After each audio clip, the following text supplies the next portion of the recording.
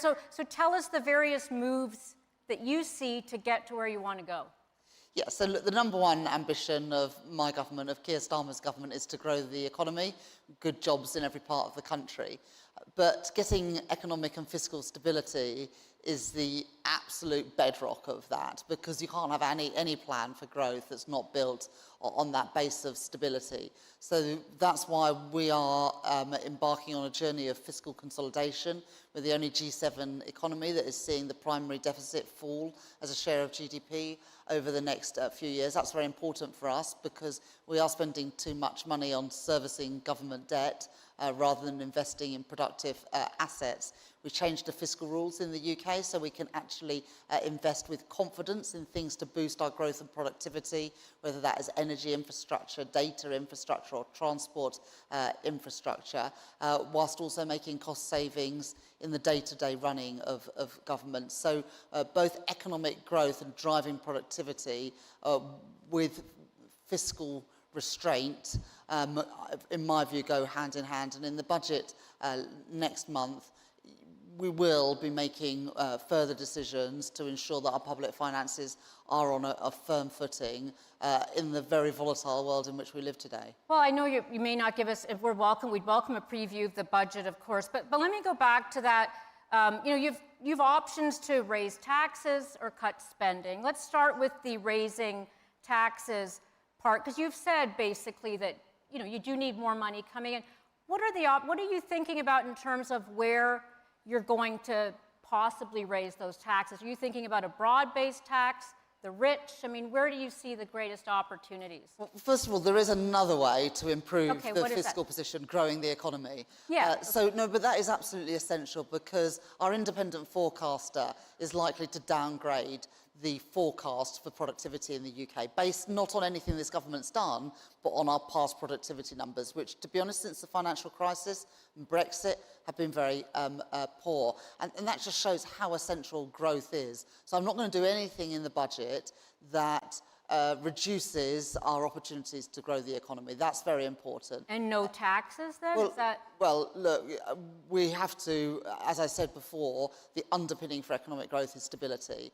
And I'm not going to break the fiscal rules that we've set. We are going to reduce that primary deficit. We are going to see debt starting to fall as a share of GDP because we need more sustainable public finances, especially in the uncertain world in which we live today. So growth will be a big part of that budget story in a way that, frankly, I think growth has been neglected as a tool of fiscal policy in the last few years. But we are looking, of course, at tax and spending to ensure that we both have resilience against future shocks by ensuring we've got sufficient headroom and also just ensuring that those fiscal rules are adhered to, because one of the reasons why we've had a lot of uncertainty in the UK economy these last few years is a fiscal policy which just wasn't believable, which raised our borrowing costs. I want to bring those borrowing costs down, right, as well as bringing down the amount of debt we're servicing. So you mentioned Brexit. How I've seen, 4 or 5% of GDP. How much is that the crux of the problem right there, that Britain basically put up a wall with the rest of Europe? Well, I believe that countries are successful when they are open and trading. I think that's good for productivity because competition spurs productivity growth, and in a small open economy like Britain's, ensuring that our great businesses, whether they are big businesses or particularly smaller businesses that struggle with regulatory burdens that we put in place after leaving the EU. We want our businesses to be able to access global markets, and our biggest trading partner is the European Union. And so I'm pleased that in May this year, we agreed with the EU changes to our trade relationship, which will make it easier both to bring imports into the UK, but also crucially to export. We're also bringing back an ambitious youth mobility scheme so that businesses can access talent from around Europe and young people in Britain can access the jobs market of Europe. But it's also why we've used some of our flexibilities outside the European Union to do deals with fast-growing economies around the world, particularly India. Also, as I mentioned earlier on, the US deal. And one of the things that I'm doing whilst I'm in Riyadh this week is having meetings around our GCC deal. Are you optimistic you'll get that done this week? I've had really good meetings this morning. It's why I was a little bit late today. But I hope that people will agree that's worth it if we can get that GCC deal over the line. Huge opportunities for the UK and for Saudi Arabia and the other GCC countries to access UK capital markets, to have our services businesses, whether it's insurance, financial services, or indeed education and health, into the markets here, and more market access as well for goods from the UK. So I think it's very much a two-way street, and I think there are big opportunities there. And yes, I am confident that we can get that deal over the line. Let me ask about the wealthy. Raise your hand if you're wealthy in here. No, but I'm just curious. There has been a lot, when I speak to leaders who've been in the UK, there's been this sense of them wanting to get out, because of some of the issues. Few people are more fleet of foot than the global wealthy. Do you feel like you are doing enough to attract them as opposed to potentially turn them away? Well, we've built on what my predecessors, particularly Rishi Sunak and Jeremy Hunt, did in changing the rules around non-domicile in the UK. We have... in a way that what? In a way that makes it harder for people to want to stay, or...? To ensure that people who make Britain their home pay their taxes there. Everybody knows that countries around the world are having to spend more on defence, that we need to rebuild our public finances and our public services, and everyone who makes Britain their home should contribute to that. Now, we did make some changes earlier this year to the regime about bringing in assets to the UK to make that more attractive, and we'll constantly evaluate and look at our policies to make sure they're doing what we intended to do, which is to bring in the money to pay, particularly for defence, but also other public services. So we don't want to drive anyone out of the UK, but we do want to make sure that we tax people fairly, people who make Britain their home, whichever country they or their parents are originally from. But I would say this as well. Just a couple of weeks ago when I was in DC for the IMF annual meetings, I announced a doubling of our 3 high talent visas in the UK. One for academics and research groups, because we know some of the best startups come out of that research at our universities.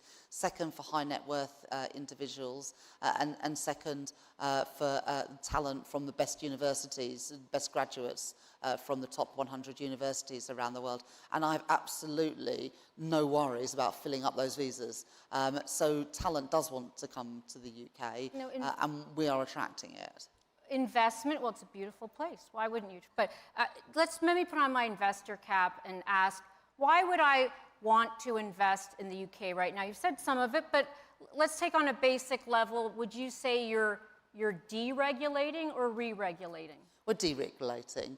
A number of people here from financial services. One of the first things I did as Chancellor was to change the remit of our financial services regulators. So they've now got a remit to regulate for growth and not just for risk. That's a big deal, and we already see with both the PRA and the FCA a change in their approach, and we're now bringing that to other regulators, including, for example, in our environmental and planning regulations to make it easier to build. Next month we should get royal assent for legislation on planning and infrastructure. That's probably going to be the biggest bill that we pass during the course of this Parliament, to reduce the time it takes to get stuff built, to reduce the time it takes to get consent for planning decisions, to reduce the number of judicial reviews to overturn those decisions. So when you invest in Britain, your capital won't be tied up for years and years as you go through a planning and a judicial process, but you can actually get spades in the ground, whether that's at Heathrow or Gatwick or the new Oxcam train link or Northern Powerhouse And is it rail. completely open for business? Because I always find, obviously there's sensitive industries. I remember the telegraph, there was some pushback on, when that... That was under a previous government, and we've since changed the rules. You've changed about that. The case for, what do you feel like nationalization, of course, more privatization, but give me some sense as to where do you see the pockets that are going to be most attractive, that you're trying to make most attractive to investors like the ones here?